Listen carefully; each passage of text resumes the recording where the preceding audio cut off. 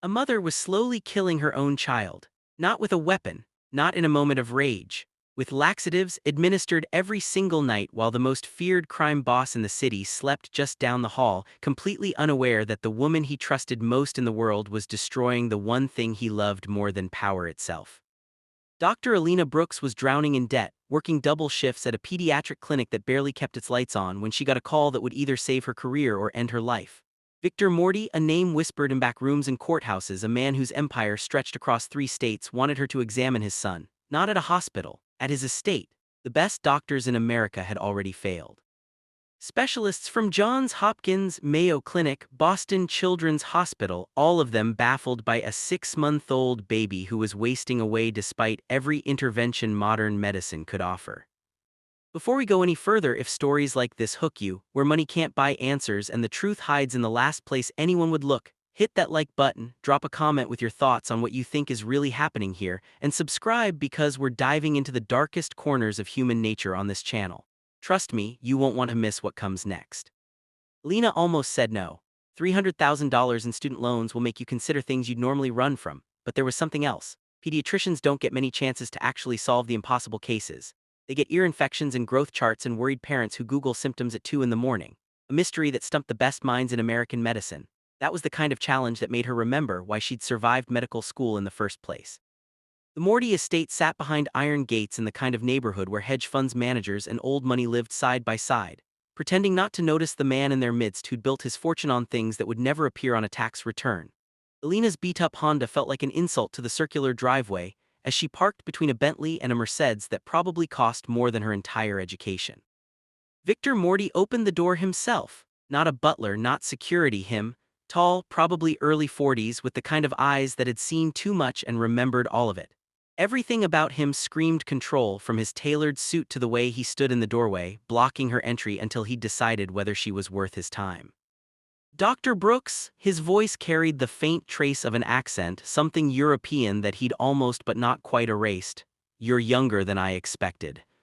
The good doctors were busy. She met his gaze without flinching, which seemed to surprise him. You want someone who can help your son or someone who looks the part? Something shifted in his expression. Respect maybe, or just recognition that she wasn't going to perform for him. He stepped aside. The house was exactly what you'd expect: marble floors, artwork that belonged in museums, the kind of quiet that only excessive wealth can buy. But none of that mattered because Isabella Morty was waiting in the nursery, and the moment Alina saw her, every instinct she'd developed over years of reading parents screamed that something was very, very wrong. Isabella was beautiful in that fragile, haunted way that men mistake for vulnerability. Mid-30s, designer clothes that hung slightly loose on her frame, and eyes that wouldn't quite meet Alina's. She stood over the crib where Lucas lay, one hand resting on the railing with white knuckles like she was holding herself up. He's getting worse, Isabella said, her voice cracked perfectly, tears welling at exactly the right moment. I don't know what to do anymore. Alina approached the crib. Lucas Morty was 6 months old according to his chart, but he looked closer to 4. Pale, listless, with the kind of failure-to-thrive presentation that should have been solved weeks ago. His eyes tracked her movement, good sign, neurologically intact, but his muscle tone was poor and his skin had that grayish tint that comes from chronic dehydration. The medical records read like a greatest hits of pediatric diagnostics. Every scan, every blood panel, every genetic test available to American medicine. Cystic fibrosis screening, negative; metabolic disorders, negative; celiac disease, lactose intolerance, every malabsorption syndrome in the textbook, negative, negative, negative. The kid was being fed enough calories to gain weight appropriately. His formula was fine. No infections, no anatomical abnormalities, nothing that explained why he couldn't keep anything in his system for more than a few hours. Walk me through a typical day, Alina said, pulling out her notebook. Not her tablet. She'd learned early that parents talked more freely when you weren't hiding behind a screen. Isabella launched into a detailed account. Feeding schedule, diaper changes, sleep patterns, everything sounded perfect. Textbook, even maybe too textbook, like she'd memorized it from somewhere. Who feeds him at night? Alina asked. The question hung in the air for half a second too long. I do, Isabella said. Victor works late and I don't want Lucas to wake him. Victor shifted his weight near the door. Alina caught the movement in her peripheral vision. Interesting, the most feared crime boss in the city and his wife didn't want the baby disturbing his sleep. Over the next hour, Alina performed the most thorough examination of her career. She checked everything: Fontenelle's reflexes, heart sounds, breath sounds, the way Lucas responded to stimuli. Developmentally, he was behind but not severely. Given his chronic illness, the delay made sense. What didn't make sense was the pattern of his symptoms. The previous doctors noted that his episodes are worse in the early morning, Alina said, flipping through the records. Between 2 and 6 a.m. specifically. Yes, Isabella's hand went to her throat, fingers tracing her collarbone. It's horrible, everything goes right through him. I've changed sheets so many times I've lost count. Does it correlate with any particular feeding? The 11 p.m. feeding.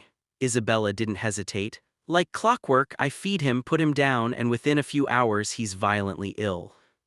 Alina wrote that down. 11 p.m. feeding followed by severe diarrhea in the early morning hours, every single night according to the charts.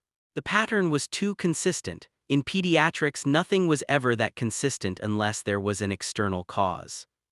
I'd like to observe overnight, Alina said, see one of these episodes firsthand. Victor's expression didn't change, but something happened behind his eyes. Calculation, maybe, weighing the risk of having a stranger in his home overnight against the chance she might actually help his son. Fine, he said, the guest room is prepared, Isabella will show you. That night changed everything. Alina was given a room down the hall from the nursery, close enough to hear if Lucas cried. She didn't bother unpacking her overnight bag. Instead, she set an alarm for 10:30 p.m. and tried to catch a few hours of sleep before the real work began. The alarm pulled her from a dreamless void. She splashed water on her face, pulled her hair back, and headed toward the nursery. The house was different at night, vast and empty, with the kind of silence that felt intentional. Somewhere on the property, Victor's security prowled. She'd seen them earlier, men with the flat eyes and easy violence of people who'd done things that would keep normal people awake at night. Isabella was already in the nursery, preparing Lucas's bottle. She startled when Alina appeared in the doorway, which was strange because Alina had knocked. I didn't mean to scare you, Alina said. No, it's fine. Isabella's smile didn't reach her eyes. I just wasn't expecting you so early. Thought I'd observe the full feeding routine, see if there's something in the technique that might cause issues. The technique was flawless.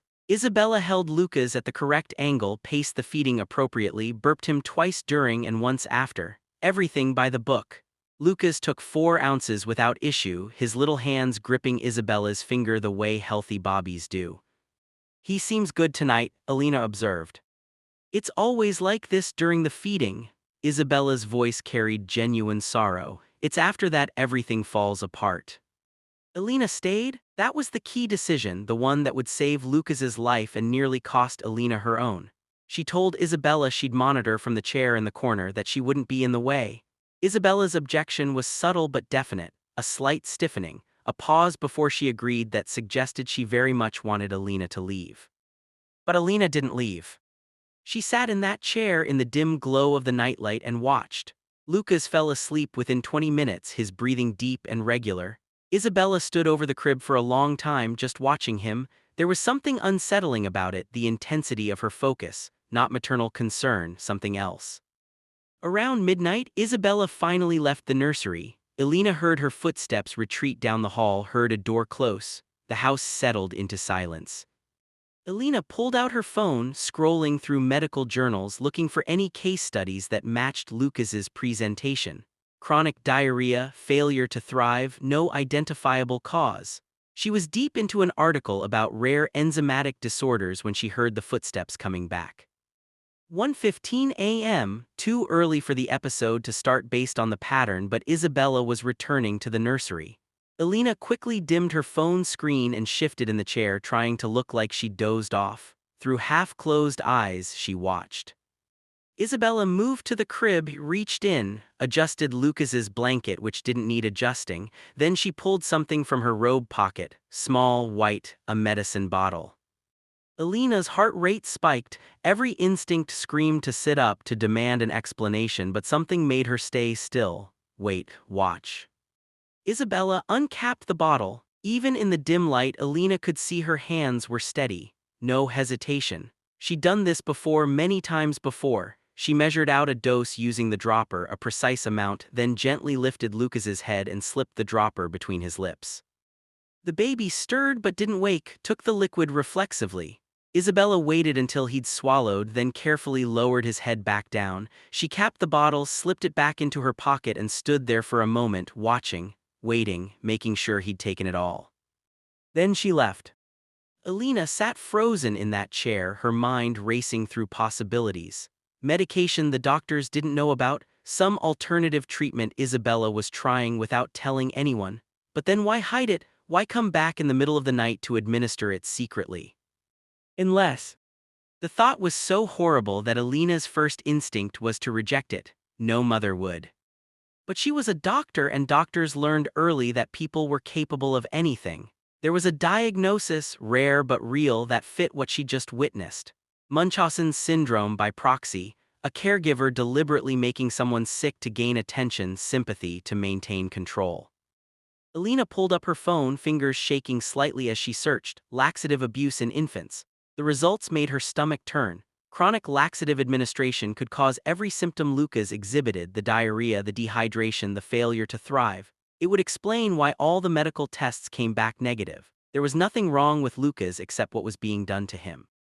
She needed proof. A suspicion wouldn't be enough, not against the wife of Victor Morty. She needed to catch Isabella in the act with evidence that couldn't be disputed.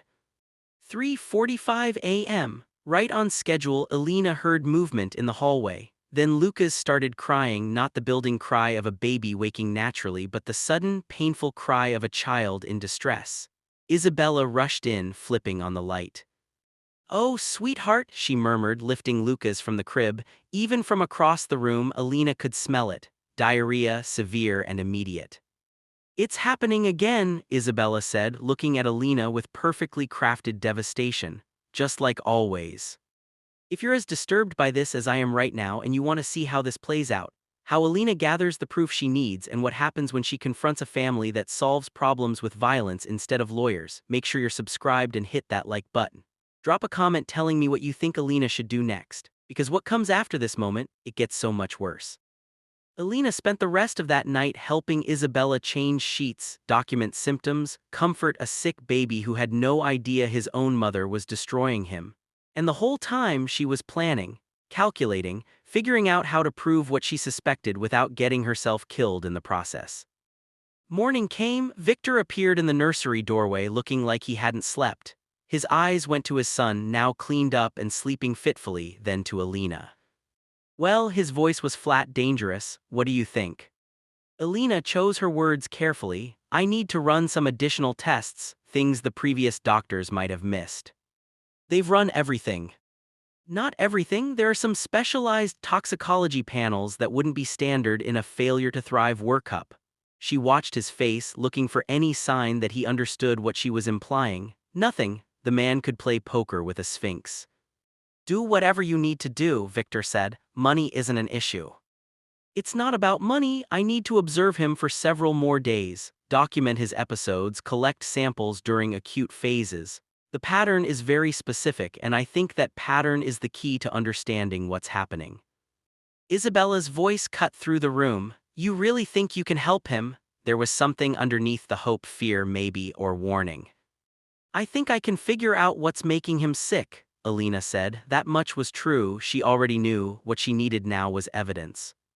Victor authorized her to stay. 5 days, he said. If she couldn't make progress in 5 days, he'd move on to the next doctor. Alina suspected move on might be literal in her case, the kind of moving on that involved a shallow grave somewhere his construction company was breaking ground. Those 5 days were the most terrifying of Alina's life. She documented everything. Every feeding, every diaper change, every interaction between Isabella and Lucas. She started setting her phone to record video while she pretended to sleep, positioning it to capture the nursery from her chair in the corner. Night 2, Isabella administered the dose again, 1:15 a.m., same routine. Alina got it all on video, grainy and dark, but clear enough to see the bottle, the dropper, the deliberate poisoning of an infant. But video alone wouldn't be enough. She needed to know exactly what Isabella was using. That meant searching the house, which meant waiting for an opportunity when Isabella was occupied and Victor was away. The opportunity came on day 3. Victor left for a meeting. Alina heard him tell Isabella he'd be gone for several hours, something about a shipment that needed his personal attention. Isabella took the chance to shower, leaving Lucas in the nursery with Alina. Alina waited until she heard the water running, then moved fast. Isabella's bedroom first, checking the obvious places: nightstand, drawers, bathroom cabinet. Nothing. The woman wasn't stupid enough to leave evidence where a housekeeper might find it. The walk-in closet was the size of Alina's entire apartment. Designer clothes organized by color, shoes that probably cost more than Alina's car. She checked jacket pockets, shelf after shelf of handbags, still nothing. Then she spotted it, a locked box on the top shelf hidden behind a stack of sweaters. Small metal, the kind of thing you'd keep jewelry or documents in. Alina pulled it down, her heart hammering. The lock was simple, a 3-digit combination. She tried Lucas's birthday, nothing. Victor's birthday, nothing. The water was still running. Alina had maybe 3 more minutes before Isabella finished her shower. She tried Isabella's birthday, punched in the numbers she'd memorized from the medical records. The box clicked open. Inside, 4 bottles of children's laxative, opened, partially used, and underneath them a journal. Handwritten entries dated, detailing every dose she'd given Lucas over the past 4 months. The sick devotion of someone who needed to document their own destruction, who couldn't quite let go of the evidence even though it could destroy them. Alina photographed everything with shaking hands, the bottles, the journal pages, all of it. She was closing the box when she heard the water stop. She barely made it back to the nursery before Isabella emerged, her hair wrapped in a towel, eyes sharp as she scanned the room like she knew something had shifted but couldn't identify what. "He's been quiet," Alina said, gesturing to Lucas sleeping in his crib. "Keep it normal, don't let her see the fear." "Good." Isabella moved to the crib, looking down at her son with an expression Alina couldn't quite read. "You're staying again tonight?" "That's the plan. Need to catch at least one more acute episode for the documentation." Isabella nodded slowly. "You know, most doctors would have given up by now. Told us there was nothing they could do and sent us to another specialist." "I'm not most doctors." "No." Isabella's smile was cold. "You're definitely not." That night, Alina didn't pretend to sleep. She sat in that chair fully awake, waiting. 1:15 a.m. came and went. No Isabella. 2 a.m. Nothing. 3 a.m. Alina started to wonder if somehow Isabella had figured it out, if she was changing her pattern now that she suspected observation. Then, at 3:45, Isabella appeared in the doorway, but she wasn't carrying Lucas's bottle or medicine. She was carrying a gun. "You found them, didn't you?" Isabella's voice was conversational, almost pleasant. "The bottle's in my closet. I could tell you moved the sweaters, not much, but enough." Alina's mouth went dry. Fight, flight, or freeze. Her body chose freeze, every muscle locked in place. "Here's what's going to happen," Isabella continued, stepping into the nursery. "You're going to have a terrible accident. A break-in, maybe. Wrong place, wrong time. Victor's enemies are always looking for opportunities, and you were just unlucky enough to be here when they struck." The gun wasn't shaking. Isabella held it like she'd done this before, or at least thought about it enough times that the reality wasn't surprising her. "Why?" Alina managed to force the word out. "Why hurt your own child?" Something flickered across Isabella's face. Pain, maybe, or just annoyance at having to explain herself to someone about to die. "You wouldn't understand. Victor, he was supposed to be different. I thought marrying him meant he'd be mine, that I'd finally matter to someone, but the business always came first, always. Then Lucas was born and suddenly Victor had something he loved more than power, more than control. Every time Lucas got sick, Victor stayed home, held him, looked at me like I was the only thing keeping his son alive." Her voice cracked, genuine emotion bleeding through. "He needed me. For the first time since our wedding, my husband actually needed me. You think I'm going to let some nobody doctor take that away?" The psychology was textbook Munchausen by proxy, but textbook didn't make it less terrifying when the patient's mother was pointing a gun at your chest. "Victor will know," Alina said. "He'll figure it out. Victor sees what I show him, he always has." Isabella raised the gun, pointing it directly at Alina's heart. "Close your eyes, I'll make it quick." Alina didn't close her eyes. Instead, she did something that probably saved her life. She spoke the only words that might make Isabella hesitate. The video's already uploaded, cloud storage. If anything happens to me, it goes straight to the FBI. Every night, every dose, all of it. It was a lie. The videos were on her phone, which Isabella could destroy along with Alina's body. But for just a second, half a second, Isabella's finger froze on the trigger. That's when the lights came on, flooding the nursery in harsh brightness. Victor stood in the doorway, and behind him, two of his security team. They'd been watching. The whole time they'd been watching. "Put the gun down, Isabella." Victor's voice carried no emotion, which somehow made it more terrifying than if he'd been screaming. Isabella's hands started shaking. "Victor, she's lying, she's trying to." "I said put it down." The gun clattered to the floor. Isabella's whole body seemed to collapse inward, tears streaming down her face. "I did it for us, to keep you home, to make you see me." Victor picked up the gun, handed it to one of his men, then walked to the crib. He looked down at Lucas, and for the first time since Alina had met him, his carefully constructed mask cracked. Pure rage flickered across his features, then something worse, grief. "How long?" His question was directed at Alina, not Isabella. "Based on the journal I found, at least 4 months, possibly longer." Victor closed his eyes. When he opened them, he was looking at his wife with an expression that would haunt Alina for years. Not anger, something far colder, erasure, like he was deleting her from his life in real time. "Get her out of my house," he said to his security. "Somewhere secure. I'll deal with her after I deal with this." "Victor, please." Isabella reached for him, but he stepped back like she was contaminated. "You poisoned my son, deliberately, for months. There's no coming back from that, Isabella, not in this life or any other." They took her away. Alina would learn later that Victor handed Isabella over to the FBI himself, along with all the evidence Alina had gathered. Turned in his own wife, cooperated fully with the investigation. In exchange, they looked the other way on some of his business operations, the kind of deal that only gets made when everyone involved wants the same thing badly enough. But that night, in the immediate aftermath, Victor just stood at the crib, looking down at his son. Lucas was sleeping peacefully, completely unaware that his mother was gone and his father's world had just shattered. "Will he be okay?" Victor asked without looking at Alina. "Physically, yes. Once we stop the laxative exposure, his system should recover within a few weeks. We'll need to monitor for any long-term effects, but infants are resilient. And the rest, psychologically. He's 6 months old, he won't remember this, won't remember her." Alina paused. "That might be a mercy." Victor nodded slowly. "I need you to stay, oversee his recovery, make sure he's really healing." "Mr. Morty." "Name your price, Dr. Brooks, whatever you want, whatever you need." Alina thought about her student loans, her sister dying of leukemia because they couldn't afford experimental treatment, the clinic where she worked that could barely keep its doors open. She thought about how easy it would be to take Victor's money and solve all those problems in one conversation. Then she thought about Lucas and what he'd need going forward, not just medical care, someone who gave a damn whether he lived or died, who wasn't motivated by money or fear or obligation.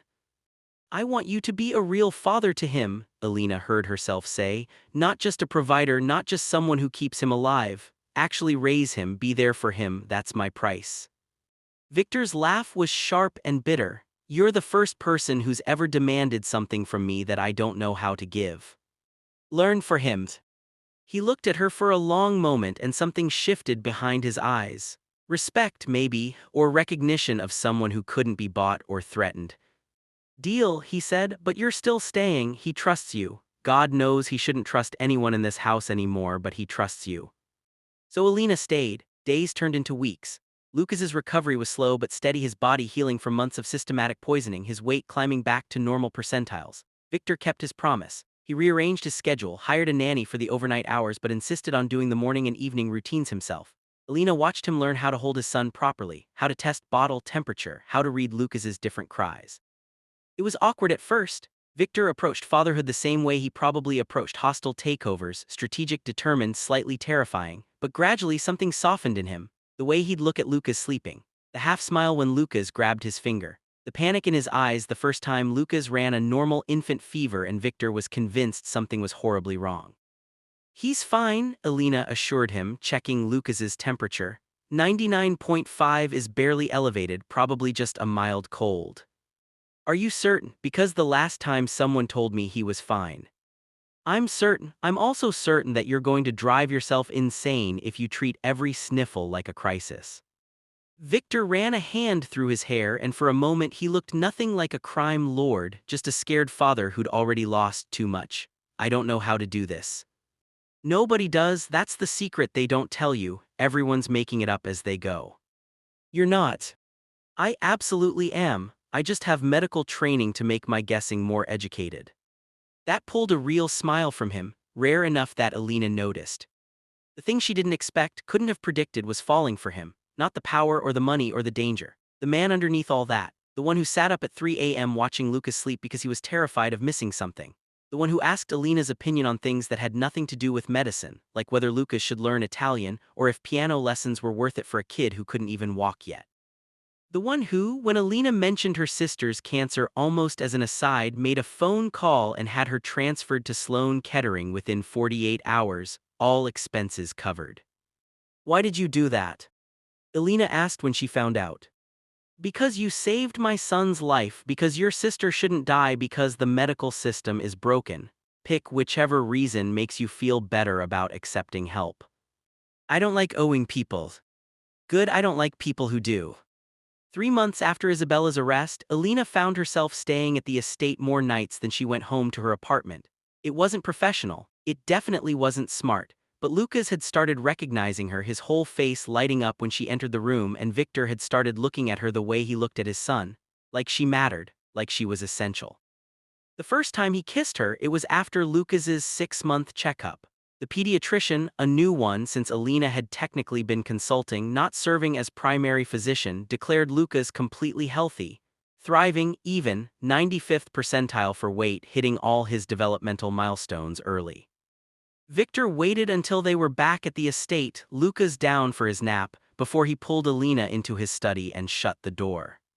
"He's really okay," he said, statement not question. "He's perfect. Because of you. Because his mother stopped poisoning him, I just figured out what was happening." "Alina," he said her name the way other people said prayers. "You could have run, should have run. The moment you figured it out, you should have gone straight to the authorities and never looked back. Instead, you stayed in that house, gathered evidence, nearly got yourself killed. Why?" She didn't have a good answer. The truth was too simple and too complicated at the same time. Someone had to protect him. And someone needs to protect you. Then his mouth was on hers, and Alina discovered that kissing a man who'd killed people was somehow different from kissing the safe, appropriate men she'd dated before. There was an edge to it, an intensity, like he was claiming her and challenging her at the same time, daring her to be as reckless as he'd been ruthless. When they finally pulled apart, Alina's hands were shaking. "This is insane," she managed. "Probably. I should leave, go back to my normal life." "You should." He tucked a strand of hair behind her ear, the gesture unbearably tender from a man who'd ordered people's deaths. "Are you going to?" She wasn't, they both knew it. The media called Isabella Morti's trial the scandal of the decade. Munchausen syndrome by proxy, attempted murder of a pediatrician, child abuse charges that would keep her locked away for the next 20 years minimum. Her father, a powerful businessman with connections to Eastern European organized crime, tried to intervene, which sparked a brief but brutal conflict between his organization and Victor's. Alina watched from the sidelines as Victor systematically dismantled every attempt to interfere with his son's safety.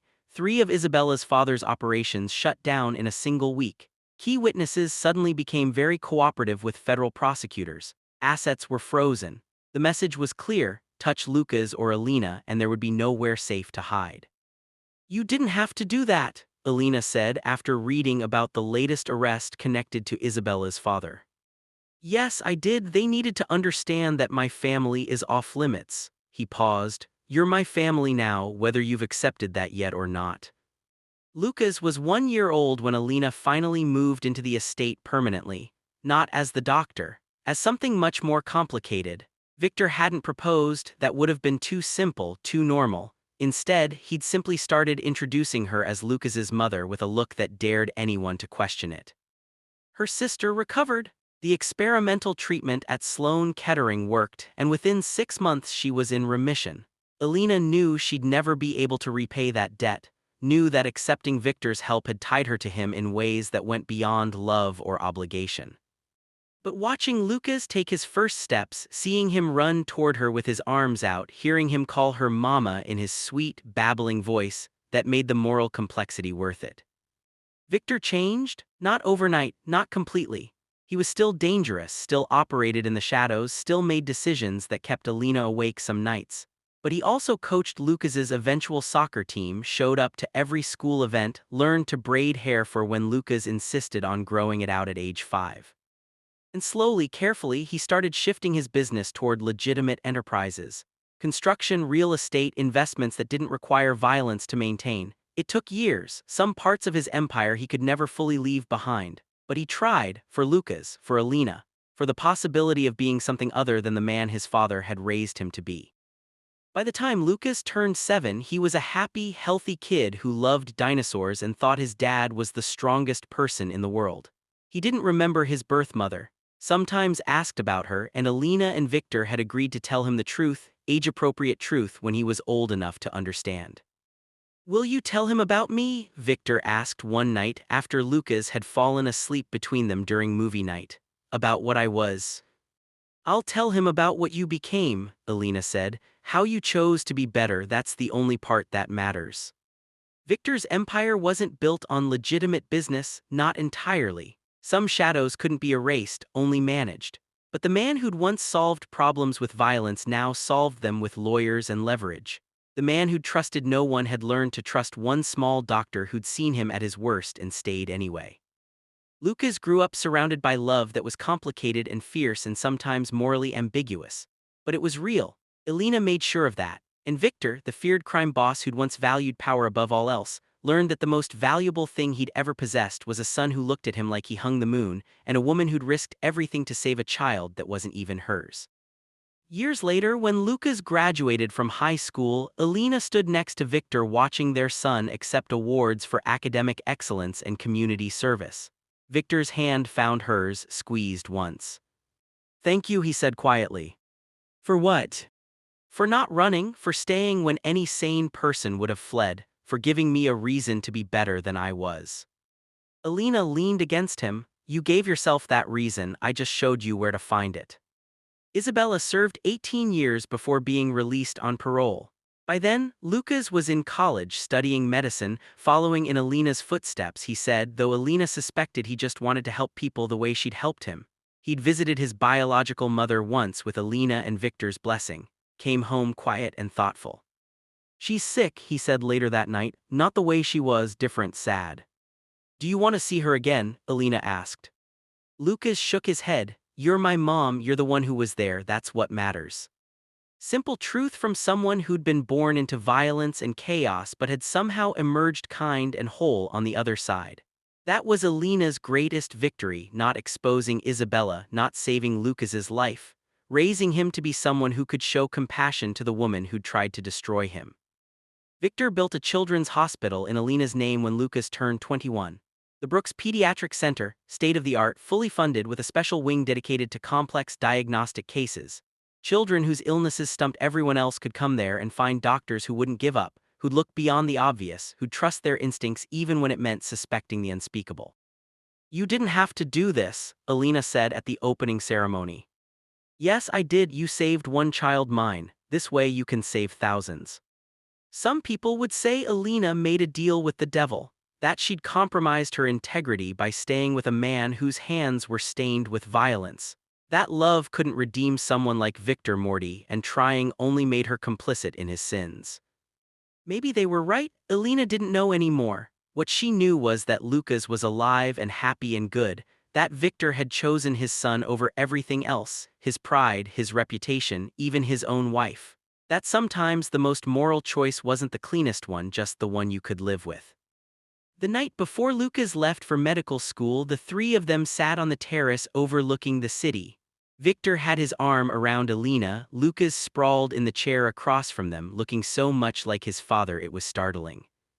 "I've been thinking about Mom," Lucas said suddenly, not Isabella, he never called her that. "My birth mother, about why she did what she did." Victor tensed, but Alina squeezed his hand. "Let Lucas talk." "I think I understand it now, not forgive it, I'll never forgive it, but understand." Lucas looked at them both. "She was drowning and she grabbed onto the wrong thing to save herself. She thought making me sick would keep Dad close, but really it just pushed everyone further away." "That's remarkably insightful," Alina said softly. "I'm going into psychiatry, not pediatrics," Lucas smiled. "Sorry, Mom, but I think understanding why people break is more interesting than fixing bodies. Bodies are easier." Victor laughed, a real laugh, the kind Alina had worked years to earn from him. "Your mother saved lives by fixing bodies, don't discount it." I'm just saying there are different kinds of saving." Lucas stood, stretched. "I'm going to bed, big day tomorrow." After he left, Alina and Victor sat in silence for a long time. The city sprawled below them, lights stretching to the horizon. Somewhere down there, people were making the same impossible choices Alina had made, choosing love over safety, staying when they should run, believing that broken people could heal if someone just refused to give up on them. "Do you regret it?" Victor asked. "Any of it?" Alina thought about the moment she'd first walked through those iron gates, how terrified she'd been, how she'd almost turned around a dozen times, how her life would have been so much simpler if she'd just said no to examining the son of a crime lord. She also thought about Lucas's first laugh, his first word, the way he'd grabbed her finger in the hospital and held on like she was the only solid thing in his world. Victor learning to be gentle, learning to love something more than power, the man he'd become because someone had finally asked him to be better. "Not even once," Alina said. Victor pulled her closer. "I destroyed a lot of things in my life, built empires on fear and violence, but the best thing I ever did was listen to a debt-ridden pediatrician who demanded I learn to be a father." "Second best thing," Alina corrected. "The best thing you did was choose your son over your wife. That took courage." "It took you. Without you, I would have never known. He would have died and I would have spent the rest of my life wondering why the best doctors in America couldn't save him." The weight of that alternate timeline hung between them. Luca's dead at 6 months old. Isabella's secret safe. Victor destroying himself and everyone around him in grief and rage. Alina drowning in debt somewhere, never knowing she could have made a difference. Instead, Lucas was alive, thriving, about to start medical school with a full-ride scholarship he'd earned himself despite Victor offering to pay for everything. Isabella was out of prison, getting the psychiatric help she should have received years ago. And Victor, the feared crime boss who'd built an empire on intimidation, now spent his evenings reading bedtime stories and his weekends coaching kids' sports. Redemption wasn't clean, it wasn't simple. It didn't erase the past or absolve anyone of their sins, but it was real, and sometimes real was enough. The Brooks Pediatric Center saved its first life 3 months after opening. A 4-year-old girl with mysterious seizures that had stumped neurologists at 3 different hospitals. One of Alina's proteges, a young doctor with the same stubborn streak that had defined Alina's career, refused to accept the non-answers, kept digging, discovered the girl's grandmother had been giving her herbal supplements that interacted catastrophically with her seizure medication. Munchausen by proxy again, different presentation, same devastating route, but this time they caught it before permanent damage was done. The girl recovered fully, her grandmother got psychiatric treatment, the family healed. Alina cried when she got the call. All those years ago she'd saved one baby because she'd trusted her instincts and refused to look away from an uncomfortable truth. Now she'd created a place where dozens of doctors could do the same thing. Where the complex cases, the mysterious illnesses, the children who didn't fit neat diagnostic boxes could find someone who wouldn't give up. Victor found her in her office at the hospital, tears streaming down her face. "What's wrong?" He'd gone tense, ready for crisis. "Nothing's wrong, everything's right," she showed him the report. "We saved her just like we saved Lucas." He read it slowly, then pulled Alina into his arms. "You saved her, you and your team. I just wrote the checks. The checks matter, they built this place, gave these kids a chance." "Blood money," Victor said quietly. "That's what the press called it when I announced the donation. Money earned through violence, laundered through charity." Alina pulled back to look at him. "Is that what you think?" I think money doesn't have morality, people do. I've done terrible things to earn what I have, but if that money can save children, then maybe some good comes from the bad. He paused. Or maybe I'm just trying to buy my way into heaven. You're trying to be better than you were, that's all any of us can do. Victor's transformation wasn't complete. Some parts of his old life still lingered, associates he couldn't fully cut ties with, obligations that couldn't be dissolved with a phone call. But the violence stopped. The intimidation tactics ended. He solved problems with money and lawyers now, not fear and force. It wasn't perfection, but it was progress. Lucas called them from medical school during his first anatomy lab. It's incredible, Mom, the human body, it's so complex and so fragile at the same time. How did you deal with that, knowing how easily everything could go wrong? You trust your training, you stay vigilant, and you remember that behind every patient is a family who loves them and needs you to care as much as they do.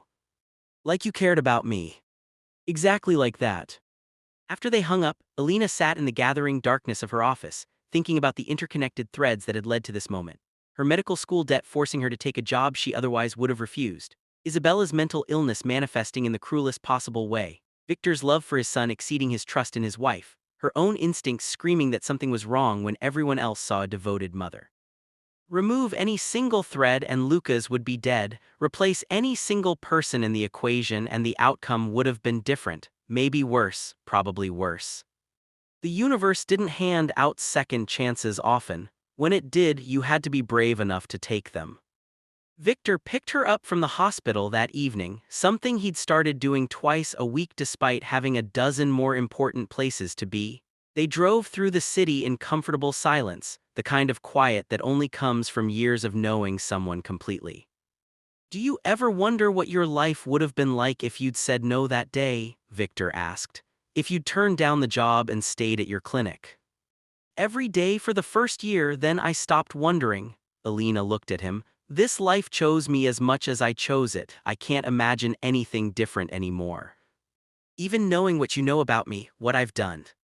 Especially knowing that because I also know what you became, who you chose to be when it mattered most.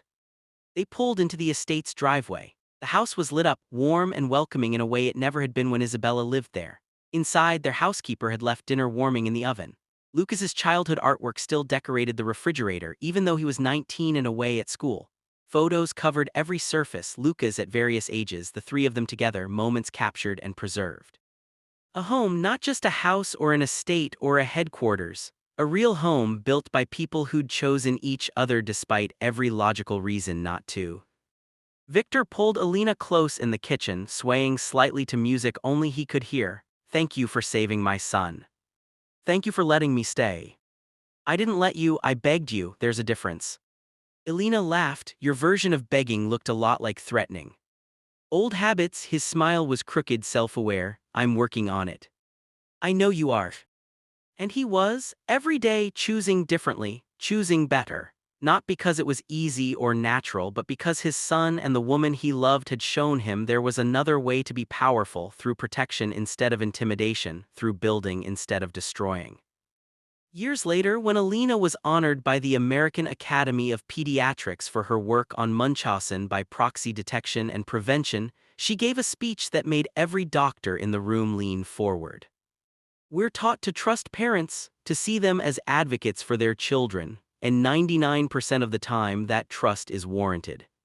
But there's that 1%, the cases where the person we trust most is the source of harm, and detecting those cases requires us to think the unthinkable, to question what seems obvious, to trust our instincts even when they're telling us something we desperately don't want to believe. She paused, looking out at the sea of faces. I once examined a 6-month-old baby who was dying despite the best medical care available. Every test came back normal. Every specialist was baffled, and I sat in that nursery night after night watching until I saw something that made my blood run cold. His own mother was poisoning him, systematically, deliberately, because it gave her the attention and control she craved. The room was completely silent. That child is alive today, healthy, happy, in medical school actually planning to help other children the way he was helped. But he's only alive because I was willing to suspect the impossible, because I gathered evidence before making accusations, because I understood that saving him meant destroying his mother's freedom and his father's trust. Alina's voice strengthened. That's the burden we carry as pediatricians. Sometimes saving a child means shattering a family. Sometimes the right thing to do is also the hardest thing you'll ever do. But we do it anyway because those children can't save themselves. They need us to be brave enough to see the truth and act on it no matter the cost. The standing ovation lasted 5 minutes. Afterward, dozens of doctors approached her with their own stories, cases where they'd suspected abuse but hadn't trusted their instincts, children they'd lost because they'd looked away from uncomfortable truths. "You gave us permission to be suspicious," one young doctor said, "to question the narrative we're being told." That was Alina's legacy, not just Luca's, though he would always be her greatest save. But every doctor she'd trained, every protocol she'd helped develop, every child who survived because someone remembered her story and refused to accept easy answers. Victor was waiting in the lobby when the event ended. Lucas stood beside him, home for the weekend, looking sharp in a suit that made him seem older than 19. "You made Mom cry," Lucas informed his father, "her speech about me. Your mother cries at commercials, it's not a high bar." "I do not cry at commercials," Elena hugged them both, "just the really good ones." They walked out together, a family forged from crisis and choice. People stared, they always did when Victor Morty appeared in public, his reputation preceding him like a shadow. But Elena had long since stopped caring what people thought. Let them judge. Let them whisper about the doctor who'd fallen for a criminal. She knew the truth, knew what Victor had sacrificed, what he'd become, who he chose to be every single day. Lucas flew back to school the next morning. Elena and Victor stood in the driveway watching his car disappear down the road, the same way they'd stood together countless times before. "He's going to change the world," Victor said quietly. "He already has, he changed ours." That was the secret nobody told you about love and redemption. It wasn't about erasing the past or pretending terrible things hadn't happened. It was about choosing every single day to be better than you were yesterday, to protect what mattered, to transform pain into purpose. Lucas had been born into violence, carried in the womb of a woman whose mind was fracturing, claimed by a father who'd built his empire on fear. He should have died at 6 months old, another tragic statistic, a mystery that stumped the best doctor's money could buy. Instead, he lived, thrived, became a force for good in the world. All because one debt-ridden pediatrician had been desperate enough to take a dangerous job, observant enough to notice a pattern, and brave enough to gather evidence against the wife of the most feared crime boss in the city. And because that crime boss, when faced with an impossible choice, had chosen his son, chosen truth over comfort, chosen to become someone worthy of the second chance he'd been given. The story could have ended a dozen different ways, most of them tragic. But this version, the one where everyone made the hardest choices at exactly the right moments, this was the version that happened. This was the timeline they got to live. Before we close this out, I need you to do something for me. If this story affected you, if it made you think about the power of choosing to be better, about how one person's courage can save a life, about redemption and second chances, hit that like button. Share this video with someone who needs to hear that change is possible. Drop a comment telling me what part of this story hit you hardest. And if you haven't already, subscribe to this channel because we tell stories about the messiest, most complicated parts of being human. The parts where there are no easy answers, just difficult choices and people trying their best. Elena Brooks saved a child's life by trusting her instincts and refusing to look away from an uncomfortable truth. Victor Morty saved his own soul by choosing love over pride. And Lucas became living proof that your origin doesn't determine your destination, that violence and chaos can give birth to kindness and healing. Sometimes the best stories aren't about people who were always good. They're about people who were broken, who'd made terrible choices, who'd hurt others and themselves. And then, when it mattered most, they chose differently. That's not just a story, that's hope. And we could all use a little more of that.